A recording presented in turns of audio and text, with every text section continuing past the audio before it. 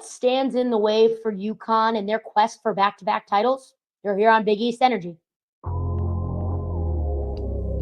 Let's get it, let's get it, let's get it, let's get it, let's get it. Yeah. UConn, baby. Home of the champions. Let's go. Let's go. Hi, guys. How are we doing? My name is Bella Tomaino. I am a co-host here on the Hoops Capital Pod. I also am the admin of the Hoops Cap Pod TikTok, so go check us out on there. But without further ado, let's just jump right into the show. And I think most of you can guess what we're going to be talking about today, and that's just really talking about, what is standing in the way from UConn winning their second title in 2026. So with that being said, I think we'll just hop right into that first category. And to be, fully honest with, I think everybody here, I think most people expected that first category, at least one of the categories on this list, to be injuries. And by injuries, I mean the Huskies have to stay healthy. We saw injuries plague them in the 2023-24 season, and unfortunately, things did not go the Huskies' way in those games that year. And I think a big reason for that, it's clear that a big reason for that was injuries plaguing the team. And I think when UConn is at their fullest, I think we've talked about this on the podcast before, they have always had a triple threat or three-headed monster, as a lot of us like to say. And what I mean by that is last year you had three solid scorers and contributors on all cylinders in Paige Bueckers, Azzi Fudd, and Sarah Strong. This year, you lose Paige. And obviously, she's irreplaceable. Geno said it. Everybody's going to say it. That goes without saying. But, you gotta shake it and you gotta move on to the next season. And I think that what it's really going to come down to for the Huskies is finding that third piece to the puzzle and those three people staying healthy. Sarah Strong needs to stay healthy if the Huskies are going to want to win a national championship. Azzi Fudd needs to stay healthy if the Huskies want to win a national championship. And now it really for me comes down to that third player. Who is going to step up in that slot? And I think a lot of people might expect me to say either KK Arnold or Ashlyn Shade here. And while I don't necessarily disagree with that take, I do believe that their health will be important for this championship run, but is not the end-all be-all for me. The person that I think needs to take over Bueckers' duties, or at least not necessarily fill her shoes because nobody's going to do that, but somewhat, just fill that third slot, is Sarah Williams. She is coming to UConn, a much bigger program, a much bigger, stage. And I think you'd be crazy to not recognize that she, I think, feels like she really has something to prove. She played at Wisconsin, and again, it's just not as you don't get as much media attention. You don't get seen as much there. And now she's going to be on full display. She's a person that averages, 20 points a game nearly. And again, she's not going to fill that void of the production of Bueckers. But for me, for UConn to win, like I said, you're going to need those three players to stay healthy. And it doesn't mean that every single one of those players has to have their best night. All to me it means is, for me, it comes to 2 out of 3 of those players playing their best basketball and staying healthy from game to game. I think we saw it this past tournament. Okay, it was Paige and Azzi would have a good game, and Sarah just wouldn't necessarily have her best stuff that night. And the next game, it would be Sarah and Azzi, and Paige just wouldn't be her best. And it doesn't matter what the combination is for me. All that matters is that they're healthy and that 2 out of 3 of them are contributing. And I think that's what it's going to come down to. They need that three-headed monster to be consistent. And again, the only reason why I don't put Ashlyn Shade or KK Arnold in on there is because they're more defensive-minded, defensive-heavy players. And there's nothing wrong with that. I've always been a very big on defense. But Geno Auriemma's teams that have been successful, or I mean, not even have been successful, just the teams that they've had in the years past have always been very, very strong defensively. So I don't think that there's going to be a drop off this year on defense, but offensively, you're going to need to produce, and that's going to come with the production of Sarah Williams and also all of your players staying healthy. So I think for me, what this first category is really summed up into is, can that three-headed monster stay healthy in Azzi Fudd, Sarah Strong, and Sarah Williams? If that happens, I think you have one check mark on the box. Still a couple things to look at, but we'll look at those in just a moment. Stay with us on the Hoops Cap Pod.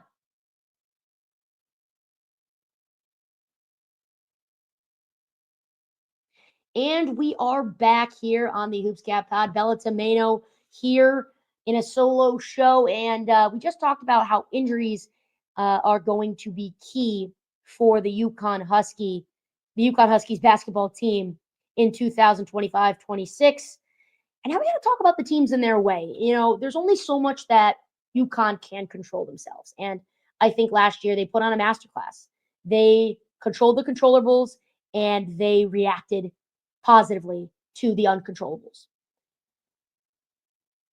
Luckily for UConn, I felt like they got a great draw. Not to knock them at all, but Juju Watkins, who obviously unfortunately got hurt, made the path to the Final Four much easier. But I don't want to take away anything that they did in the Final Four. They dominated UCLA and dominated South Carolina. But we still have to, we still lost certain players like Bueckers, like Aubrey Griffin, like Caitlin Shen. But we have to look at, the other teams that stand in our way. And that being said, I'm going to start it off here with UCLA. UCLA not graduating any key contributors. That is a huge plus for them. You always want, the more you can keep your team together and grow that chemistry is huge. UConn's been able to do that the last couple years, which is why they, obviously took it home with Paige in her grad year, which is great. The other thing that's important is Lauren Betts. Lauren Betts did not play well against UConn, but she had an incredible season.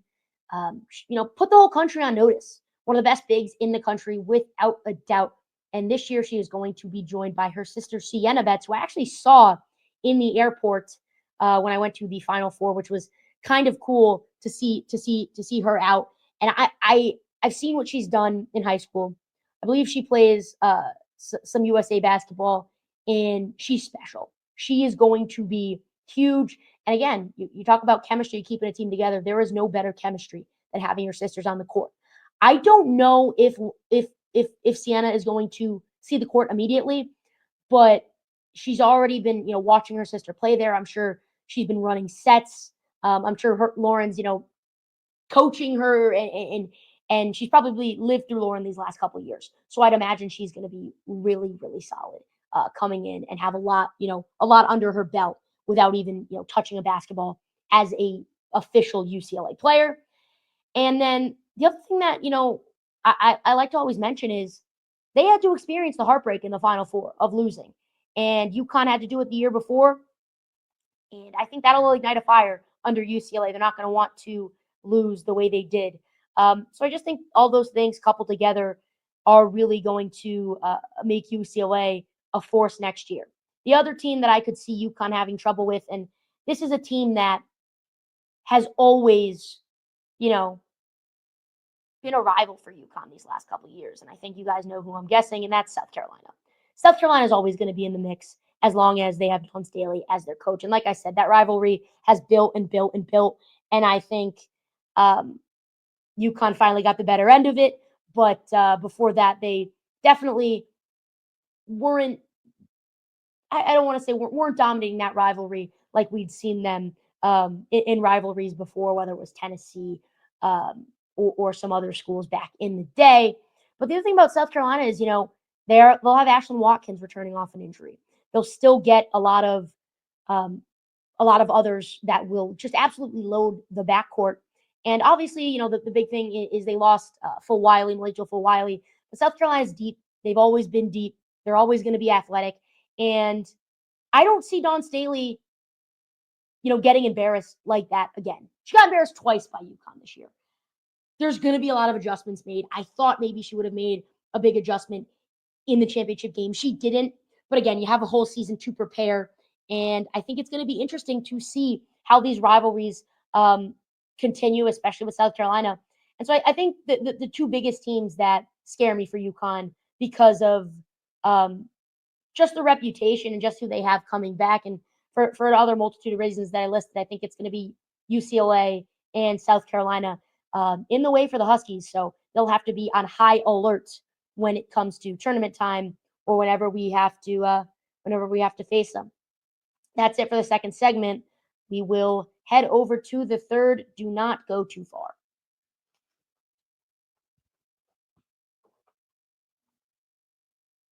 And we are back here on the Hoops Cap Pod. Let's close out the show in an interesting way. And I think for this segment, in my opinion, this is an open-ended question. Finding their why. A lot of you might be wondering, what do you mean by that? And what I mean by that is, this year, the Huskies, their why was to win it for Paige Bueckers. That is what motivated them. That is what lit a fire under them and said, you know what, we cannot lose because this is Paige's last. If it wasn't Paige's last year, do I think they still would have found a way to win? I do, but I don't know what that motivation factor would have been. And I think that is a huge piece of your season. You have to have that why to really, like I said, light a fire under you. And I think there's a lot of cons when you look at UConn's season. That's hard to motivate them. That's hard to light that fire. One of them being they play in a weak conference. And when you play in a weak conference and you're playing teams, you're beating them by 40 night in, night out, kind of boring. And it can really mentally just not mentally lock you out in a way, right? And I think that they're going to be playing a few less non-conference games this year. And when we saw it when we played we did play Tennessee, but when we played South Carolina, I think that was the boost we needed, a non-conference game like that to play a real team and show not only us, but show the country that we're sticking around. We were there. And I think playing in that weak Big East conference is going to be tough to ignite that fire. Now, the other thing is, I think you have to look at, well, what can you look at and say, that's why we're doing it this year. And for me, I don't think it's going to be as much of a team motivation. I'm sure Geno will find something, but I think this year it has to be a little more individualized.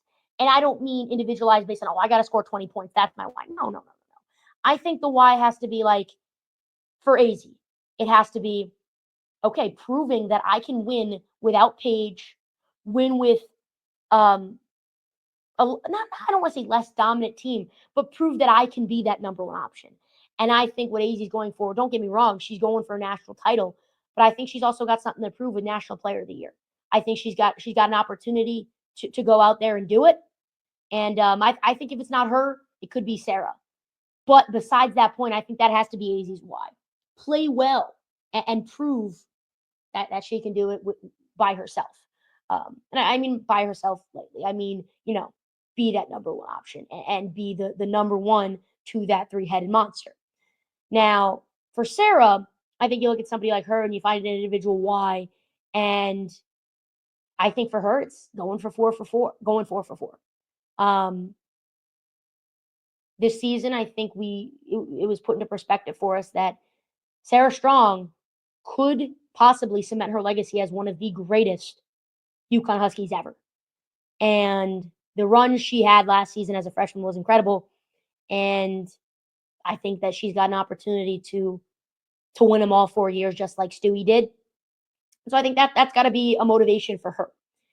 And, for all the other girls, I think it has to be, for somebody like KK Arnold, it has to be, okay, prove that I can be a starter. Prove that I'm not just a defender. And I think that those are the biggest ones that you need. You need your whys for Azzi, and you need your whys for Sarah.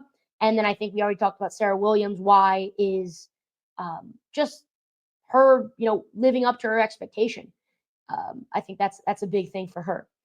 And then I think if you're Coach Auriemma, I think it's just that motivation is also probably doing it without Paige. And I think that there's a way to swing it in that way is, okay, you know what? We did it with Paige and she deserved that national championship and we all deserve that national championship and we worked hard to get it. But now let's go do it and show the country that, listen, as good as Paige was, we are still an elite program. And again, not to knock anything off Paige, but I think that's got to be the overarching factor, and everybody in themselves has to find something to motivate them. And I think that's how it goes every year, but I think this year, coming off a national title, it's very easy to get complacent, and that's why you need that extra motivating factor. And that's where, finding your why comes in. So with that being said, the Huskies, these are just a couple things that the Huskies need to do. And, there's still some things that they need to get done in the transfer portal, still finalizing, the starting lineup. And all those things will come, but it's going to be an exciting season. And I think that this team has a very good possibility of bringing it home in 2026. But that being said, this has been another episode of the Hoops Cap Pod, brought to you by Bella Tomaino on Big East Energy. Thank you for listening. Have a good one. Let's get it, let's get it. Let's get it, let's get it. Yeah. UConn, baby. Home of the champions.